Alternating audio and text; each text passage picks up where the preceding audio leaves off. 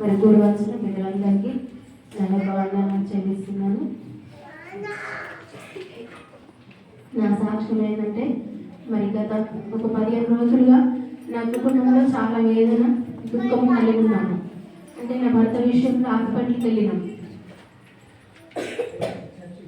హాస్పిటల్కి వెళ్ళినప్పుడు నిజామాబాద్లో అన్ని టెస్టులు చేసిండు. అన్ని టెస్టులు చేసిన తర్వాత మళ్ళీ ఇక్కడ టెస్ట్ చేయించుకొని రావాలని చెప్పిండు. అయితే ఇక్కడ కూడా స్త్రీల కూడికి ఉంది. అన్ని టెస్టులు చేయించినాము. అన్ని నార్మల్ వచ్చినాయి, కానీ ఏదో ఒక 10 పాయింట్లు పెరిగిందని చెప్పిండు. చెప్పేసరికంటే మళ్ళీ ఆ టెస్టులు తీసుకొని నిజామాబాద్ వెళ్ళినాము.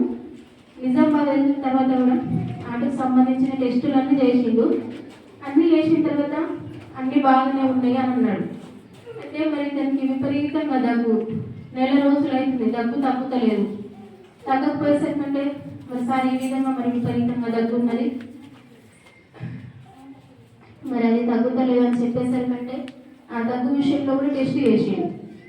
టెస్ట్ చేసినప్పుడు అక్కడ ఏం వెళ్ళిందంటే అమ్మ ఇతనికి ఊపిరితిత్తులు ఖరాబ్ అవుతున్నాయి అని చెప్పిండు. ఊపిరితిత్తులు ఖరాబ్ అవుతున్నాయి అనేసరికంటే ఇతను ఏమైనా తాగుతాడా అమ్మ, ఏమైనా చేస్తాడంటూ మరి ఇతనైతే ఏం తాగలేదు సార్, ఏం ఇట్లాంటి ఏం చెడు అలవాటు లేవు అని చెప్పినప్పుడు ఏం పని చేస్తాడంటే ఈయన మేస్త్రి సార్ అని చెప్పినాం. మేస్త్రి అని చెప్పినప్పుడు డాక్టర్ ఏమన్నాడంటే అమ్మ ఈయనకు మొత్తం ఆ డస్ట్ అన్నది ఈయన పీల్చుకున్నాడు, ఆ డస్ట్ మొత్తం లోపలికి పోయింది. అయితే ఈ టెస్టులు చేసినప్పుడు అతని ఏజీకి సంబంధించిన గీతలు ఇక్కడ కనిపిస్తలేవు అని చెప్పిండు. మరి ఎట్లా సార్ అంటే మనకి అర్థమవుతున్నది అని చెప్పేది, నువ్వు ఇట్లా దగ్గరకు వచ్చి కూడా ఈ టెస్టులలో అంటున్నాను. కానీ అక్కడ నాకు ఏం అర్థం కూడా కాలేదు. ఎందుకు ఇట్లా అవుతుంది అని అడుగుదామనడానికి కూడా నాకు అక్కడ నోడు రాలేదు. ఇక ఇదేంటి ప్రభు, ఒక సంవత్సరం ఆ విధంగా మళ్ళీ ఈ సంవత్సరంలో ఈ విధంగా నాకు అసలు ఏం అడగల్లో ఆ డాక్టర్ని అని కూడా అర్థం కాలేదు ఇక నాకు. నేనన్నా సార్ మరి ఎందుకు ఖరాబ్ అవుతుంది సార్ అంటే అమ్మ ఈయన తుమ్ము బాగా మొత్తం పీల్చుకున్నాడు అని చెప్పేస్తున్నాడు. చెప్పేసరికి నాకు చాలా బాధ అనిపించింది. మెడిసిన్స్ ఇచ్చిండు, మెడిసిన్స్ తీసుకున్నాం, ఇంటికి వచ్చినాము. ఇంటికి వచ్చిన తర్వాత ఎవరికి నేను ఫోన్ చేయలేదు, మా వాళ్ళకి కానీ మా ఆయన వాళ్ళ బంధువులకు, వాళ్ళ అమ్మ నాన్న కూడా ఇప్పటి వరకు కూడా తెలియదు. అయితే ఎవరికి ఫోన్ చేయలేదు. నేను రాగానే మందులు విందులు అన్నీ అక్కడ వాడేసిన. ఫస్ట్ నేను దేవుడి వైపు చూస్తే ఆయన పాదాలు పట్టుకొని గోజాడిన, ఏంటి ప్రభువా ఒక శోధన తర్వాత ఈ శోధన ఇస్తున్నాము, నీతిమంతులకు అనేక శ్రమలు అన్నావు కానీ వాటి నుంచి విడిపిస్తానన్నావు కదా ప్రభువా, మరి ఎందుకయ్యా ఈ శోధన, మరి ఈ ఒక్క మరి ఇదేంటి ప్రభువా, నేను చాలా బాధపడి ఏడ్చుకుంటూ ప్రార్థన చేస్తున్నాను. ప్రార్థన చేసినప్పుడు నాతో పాటు నా కొడుకు నా బిడ్డ ఇద్దరు ఉన్నారు అక్కడిని. ఈయన లేడు. ఇద్దరు ఉండేసరికంటే నాతో పాటు నా బిడ్డ కూడా ఎట్లా అంటే ఒక పెద్దవాళ్ళు ఏ విధంగా ఏడుస్తారో ఆ విధంగా ఏడుస్తుంది నా బిడ్డ. ఎందుకు చేస్తాయా, నేను ఒక చిన్న పాపగా నీకు మొరపెడుతున్న ప్రభు, మా డాడీకి ఏం కావద్దు, మాకెవరున్నారు ప్రభు ఈ లోకంలో, మా డాడీ కదా మాకున్నది, మా డాడీకి ఎందుకు చేస్తాను, చిన్నపిల్లల ప్రార్థన వింటాన్నాం కదా, మరి నా ప్రార్థన కూడా విను అని ఆ బిడ్డ అడిగినప్పుడు నాకు ఆ రోజే అనిపించింది, నా బిడ్డకి ఇంత మంచి జ్ఞానము దేవుడు ఇచ్చిండు, కానీ నా బిడ్డ నా ప్రార్థన వినకుండా తెలిసి తెలియని ప్రార్థన దేవుడు వింటలేము. ఇక మేము ప్రార్థన చేసుకున్న తర్వాత ఫస్ట్ అమ్మకు ఫోన్ చేసిన.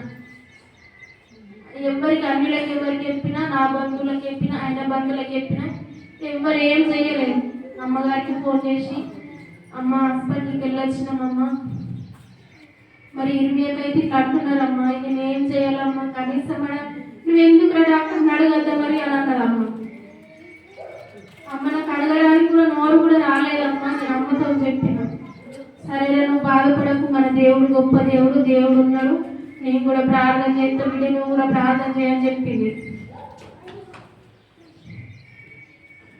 అప్పుడే అమ్మకు ఫోన్ చేసినప్పుడు అమ్మ కూడా ప్రార్థన చేసింది. అమ్మ సొంతంగా రహస్యంగా చేసిన ప్రార్థన దేవుడు వింటాడు. మత్తయి సువార్త 6వ అధ్యాయం 6వ వచనంలో ఉంటుంది కదా, మీరు తలుపులు వేసుకొని మీ దేవునికి రహస్యము చేసిన ప్రార్థన ఎన్నడూ వ్యర్థం కాదని దేవుడు చెప్తాడు. కాబట్టి రహస్యంగానే నేను ఎవ్వరికి చెప్పలేదు. అమ్మకు పాస్టర్ అమ్మ తప్ప అయ్యగారికి కూడా నేను అప్పుడు చెప్పలేదు. అమ్మ రహస్యంగా ప్రార్థన చేసింది. నేను నా పిల్లలు రహస్యంగా ప్రార్థన చేసినప్పుడు మా ప్రార్థన విన్నాడు. ఆయనకి ఎలాంటి బలహీనత అనేది ఇట్లా పడుకోవడం అట్లా ఏం లేకుండా ఆరోగ్యంగా మంచిగా ఉన్నాడు. అయినప్పటికీ కూడా నేను వేరే వాళ్ళని సంప్రదించినప్పుడు అమ్మ అది అట్లా చూస్తే కూడా అది మన చేతిలో ఉన్నప్పుడే దాన్ని మనము మన చేతిలో ఉన్నప్పుడు దాన్ని కాపాడుకోగలుగుతాము. మన చేతి దాటిపోయిన తర్వాత ఏం చేసుకోలేము. కాబట్టి అన్నప్పుడు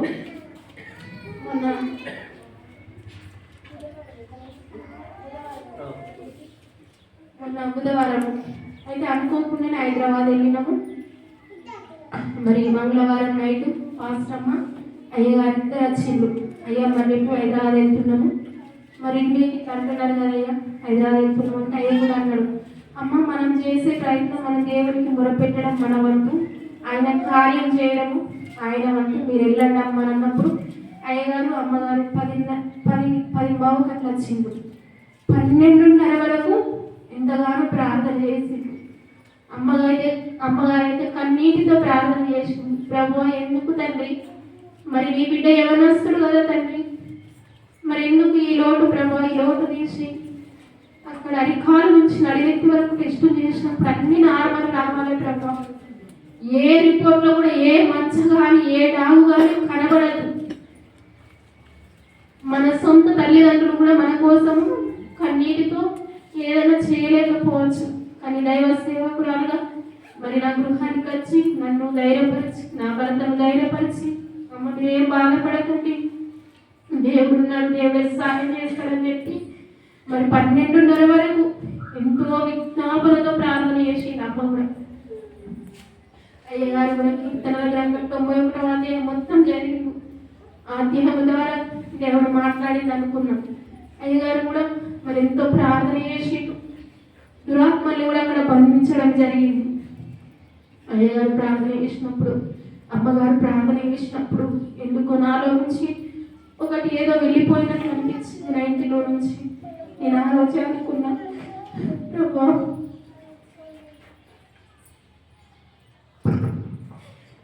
ఈ లోకంలో ఎవ్వరు విడిచిపెట్టి నన్ను విడిచిపెట్టే దేవుడు కాదు ప్రభువా.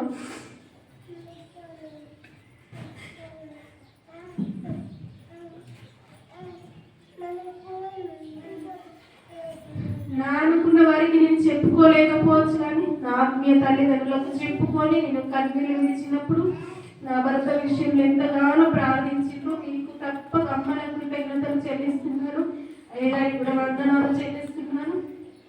మరి ఆ రోజు బుధవారం ఉదయ కాలమే మరి హైదరాబాద్ ప్రాంతానికి వెళ్ళినప్పుడు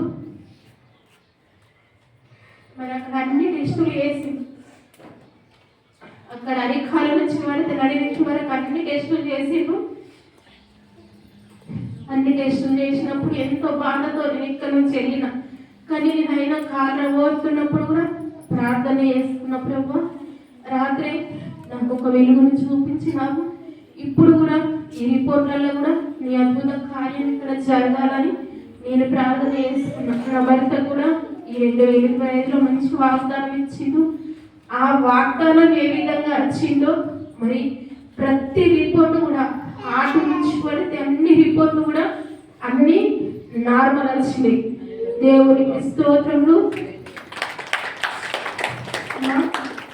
ఏ డాక్టర్ అమ్మ నీకు చెప్పింది, ఏ ఊపిరితిత్తులు కాదైనా ఒక చిన్న డాగు కూడా లేదమ్మా అని చెప్పిండు డాక్టర్.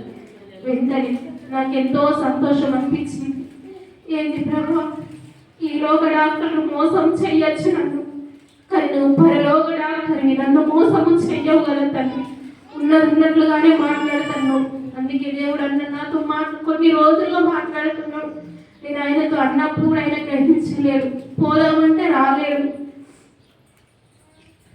దేవుడు ఎప్పుడు నడిపేయాలో అప్పుడే నడిపిస్తాడు. నా బాధ, నా వేదన, నా గుండెల్లో ఉంటున్న ఆ యొక్క రోదన దేవుడు చూస్తుంది. కాబట్టి నా బిడ్డ కూడా ఎంతో ప్రార్థన చేసింది వాళ్ళ డాడీ కోసం.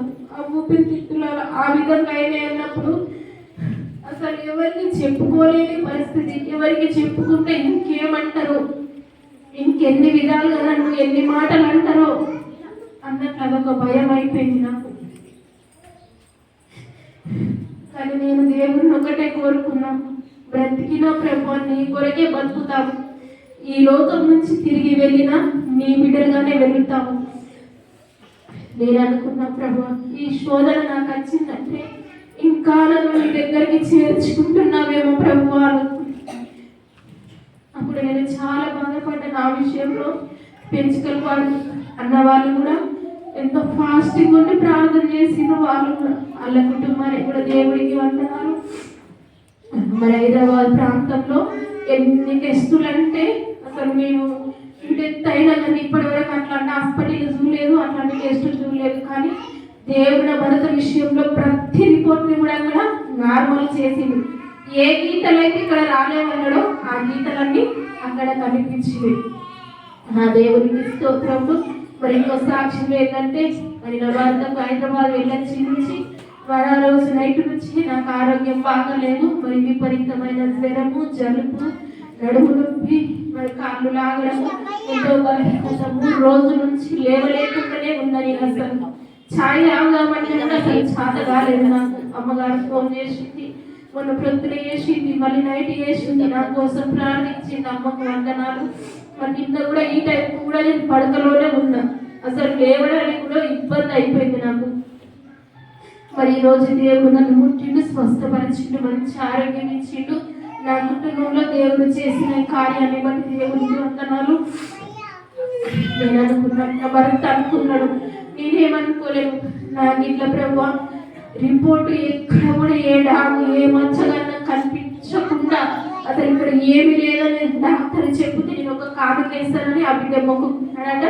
మరి ఆ కానుకలు కూడా దేవుడికి చెల్లిస్తాను. మీ కుటుంబాల కోసం నేను ప్రార్థిస్తాను. మరి నా కుటుంబం కోసం కూడా మీరు ప్రార్థించండి. ఒక చిన్న సాక్ష్యం దేవుడు దీవించి ఆశీర్వదించను కాక.